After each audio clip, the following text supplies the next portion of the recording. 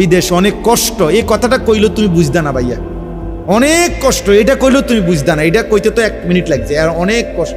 তো বাস্তবতা হলো তার চাইতে অনেক বেশি কষ্ট।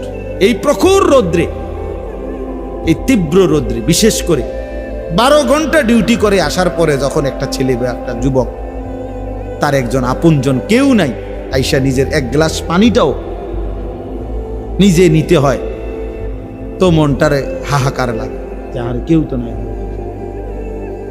অথচ 28 বছর বিদেশ করতেছে।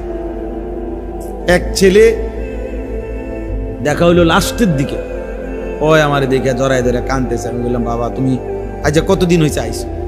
কয় যে হুজুর 3 বছর। এই শেষ আমার যে ছেলেটা খেজুর আইনা দিছে মদিনায়, ও ছেলেটা আমি বলতেছে হুজুর আচ্ছা 3 বছর হয়েছে বাড়ির থেকে আসছি, একবারও যাই নাই। আমি যাইবা কখন? কয় হুজুর একটা আইডিয়া করছি যে ঋণগুলো করছি, আরো 3 বছর যদি বিদেশ করি তাহলে ঋণ